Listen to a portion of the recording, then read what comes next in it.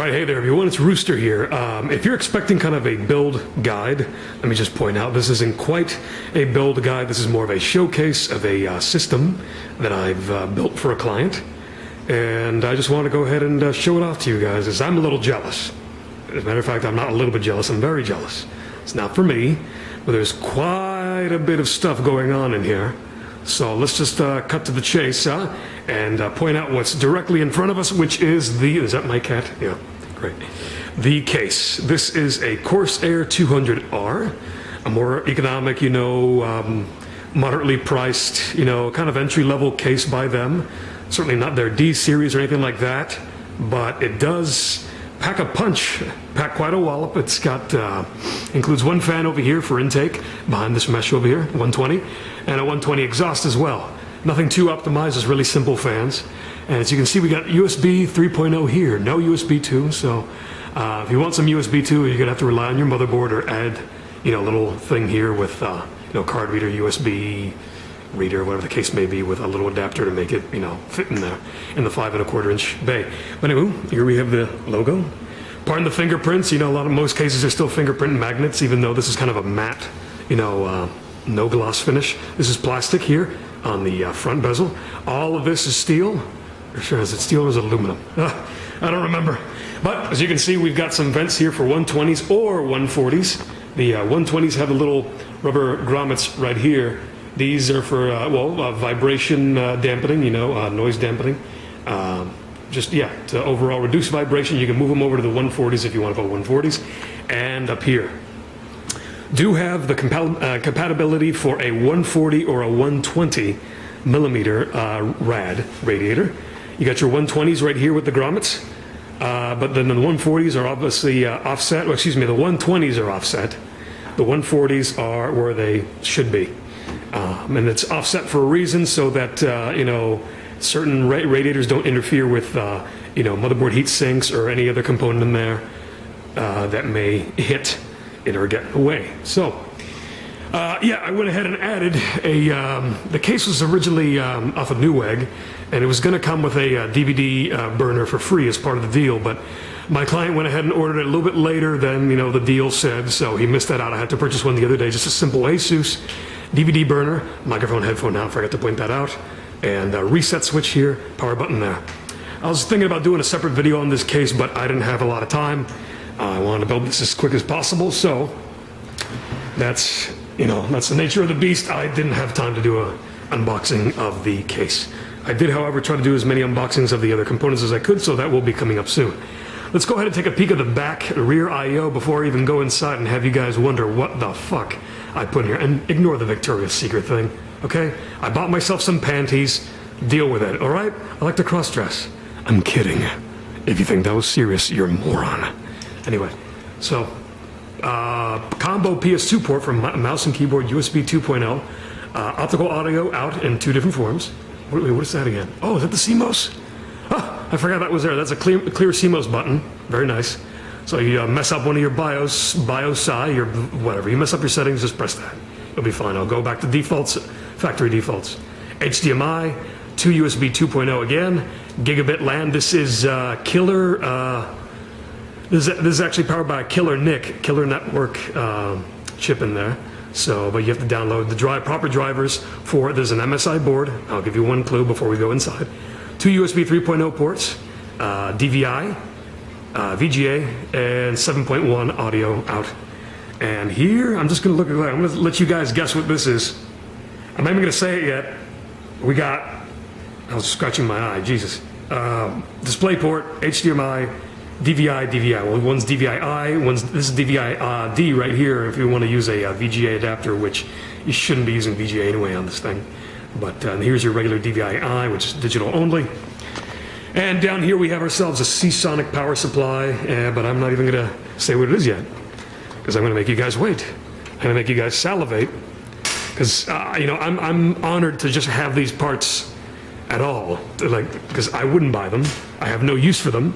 Would it be nice to have these parts? Of course, but I have no use for them. I do not have this kind of money yet. Or rather I do, but why? It's not a necessity, so I'm not going to spend this much. All right, the pièce de résistance. Actually, no, let's keep the centerpiece away. We have a 3 terabyte Seagate Barracuda drive in there. That's SATA 6 gigabit per second. Over here, I hope you can see this. Well, we have 8 gigs of crucial low profile memory. I went ahead with low profile just in case if it got in the way of the heatsink, and it doesn't really matter. You're still going to get, well, it's 1600 megahertz, forgot to point that out. It's not going to affect performance, and the system memory doesn't matter too much in this sense because it's not like he's video editing. This rig is strictly for gaming. I believe he wanted to play Far Cry, Ultra, Extreme, whatever, and, basically longevity. He wanted to, we're future-proofing this as much as possible, which future-proof is a lie, because a year or two from now, this will probably be obsolete, maybe. But no, I think it'll last a pretty long time, and that's what we were going for. So here we have a Hyper 212 Evo by CoolerMaster.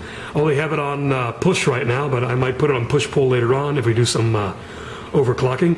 We can go ahead and overclock this already. There's a good cooler, a good simple entry-level tower cooler for even, just replacing your stock cooler, but you can overclock a little bit with this.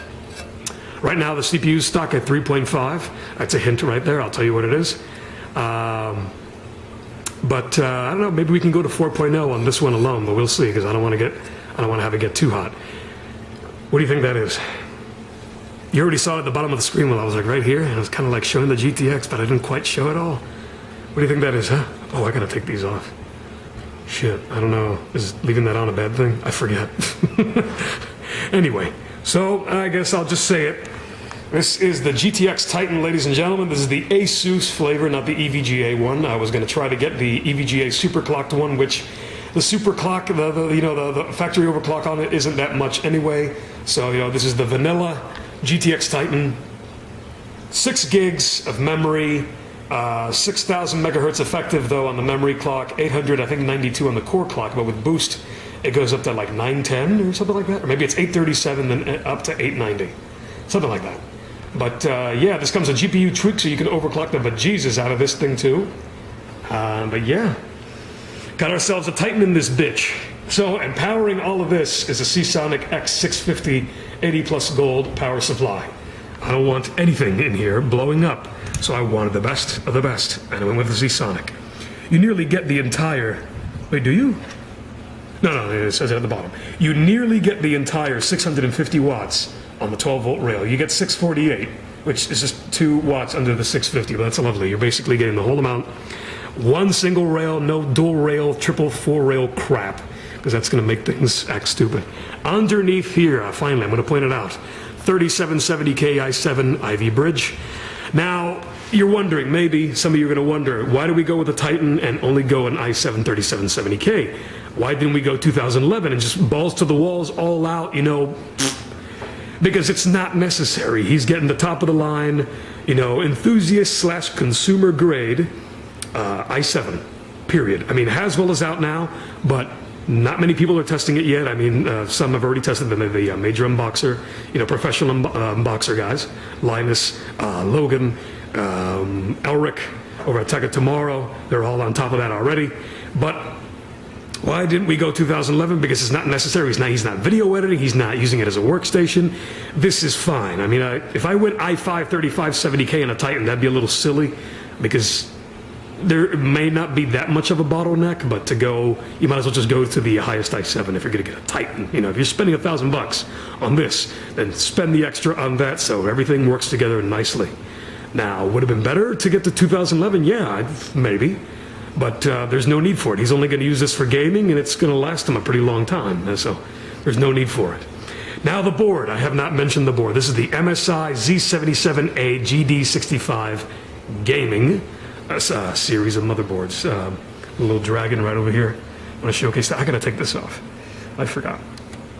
That's just pointing out which ones to use. That's just ugly. I mean, he's not looking at the inside anyway. I could have left that, But yeah, so the point of this video, like I said, just to showcase, I guess some of you can use this as a guide to, as to what works well together. This is a nice little setup. I mean, I'm running BioShock at Ultra. I'm running everything on Ultra, period. The only thing I have not run on Ultra yet is Far Cry 3 because he has the copy, I don't, but I'm pretty sure it's going to run just fine. And if if it's only getting to 3029 at Ultra, which I really doubt, I'm sure it's going to get more than that. But If you're only getting 29, 30, then we're going to overclock the bejesus out of this thing anyway, and maybe this one too. But for now, I'm leaving it stock. I'm leaving it vanilla because I just don't want to, it's not, this case is not cooling optimized just yet. I want to replace that fan later on with one that's better, including this one, and I want to put one on the side panel, which I haven't yet. So we'll worry about that later and see how this cooler holds up to any overclocks in the future before we start really pushing the system to the limits, which as I said, I don't think it's necessary yet. I told them 6 months, maybe 5 months down the line, things get a little laggy, then sure, we'll think about it. But yeah, so that is pretty much it. Corsair 200R case, GTX Titan by Asus, Seasonic 80 plus gold power supply, 650 watts. Do not get anything less than 600 to power this powerhouse right here. Even if you do have a 600 watt PSU, make sure you have enough amps on your 12 volt rail, because if you have a 600 watt PSU with 2 or 3 different 12 volt rails, it's not going to power this thing right. This thing's going to die, act stupid on you, you're going to get errors. Just don't even bother. Single rail, keep it simple. Don't get something that's like, oh, dual rails. Shut up, it just sucks. And 3770K Hyper 212 Evo cooler, and yeah, 8 gigs of Crucial, low profile. What is that? Sport? Crucial Ballistics, but is it Sport? I don't remember what it is. Yeah, I think it's Sport. Okay, and that's Cas9, so it's 1600 megahertz, but it's got a nice Cas. I like the look of that Cas. I'd tap that Cas. Okay, so now that I'm talking about Cas, when in fact I'm referring to ass, because the Cas sounds like ass, I think it's time to end the video. So thank you all for watching. Hope you enjoyed. I'll be putting up some unboxings of all these parts, most of them. So stay tuned for more videos like this. I'm not going to edit this at all. I'm just bored. Oh, subscribe, like, yada yada. Oh, and thanks YouTube. You trolled me, YouTube. Fuck you, YouTube. Or actually not YouTube, because I love YouTube. It's Google, and Google's in bed with I can't say his name. Her current leader. But Google trolled me because they were going to change the layouts the other day, and I woke up and my layout was still the old one. I was like, yes. They were just like, it was just a scare tactic, and they were going to change it.